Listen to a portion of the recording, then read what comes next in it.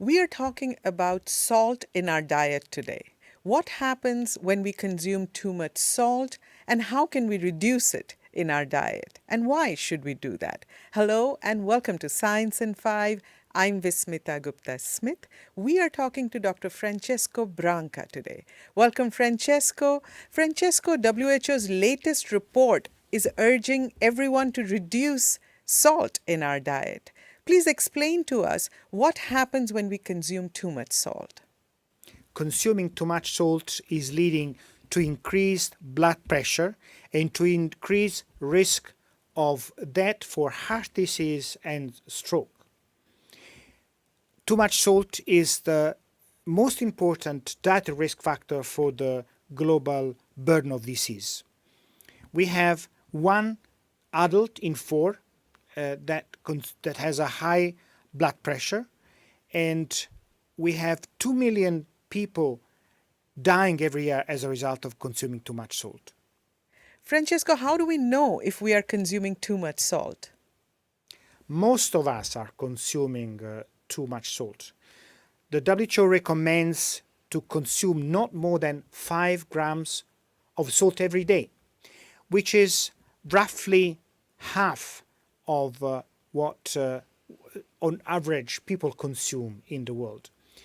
You can get salt from what you add to foods at home, or you can get salt from the manufactured products. In many high-income countries, the largest amount of salt comes from manufactured food. About 80% comes from manufactured food, such as bread, cheeses, preserved meat, but also high salt snacks and food consumed out of home.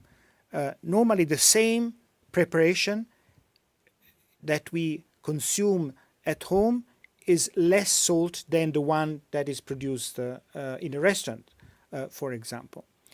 Just to give you an example, if you take an average bag of chips of 150 grams, that only that bag of chips contains half of the salt we're supposed to consume every day.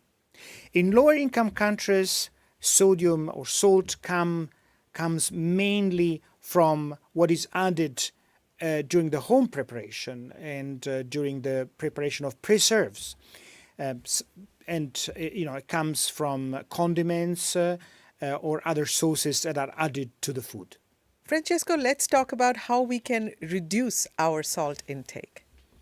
You can progressively reduce salt in our diet and adjust your taste. It will take a few weeks, but eventually you will be able to reduce your salt intake. Remember that we need to do that by 1/3 to 1/2 of our current intake.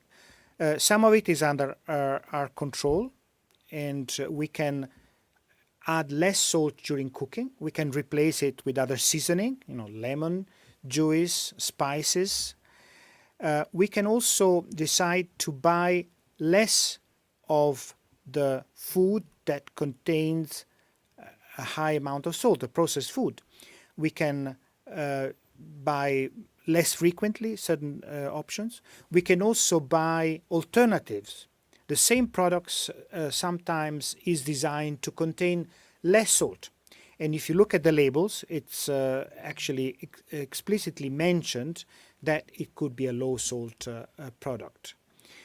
We can also altogether replace certain options with healthier ones. So if you reduce the consumption of salty snacks, you can instead consume fruit and or vegetable as a snack. And fruit and vegetable not only contains less salt, but they contain another important mineral, potassium, which is protective for our arteries and actually protects us from increased blood pressure. But then it's not just our responsibility, but it's what we see in the food environment we live. And governments can nudge companies to put on the market products with less salt, but they can also offer meals in public institutions such as schools that contain less salt.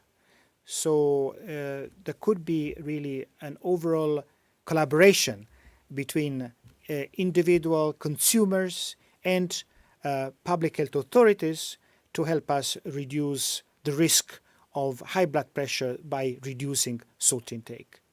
Thank you, Francesco. That was Science in 5 today. Until next time, then, stay safe, stay healthy, and stick with science.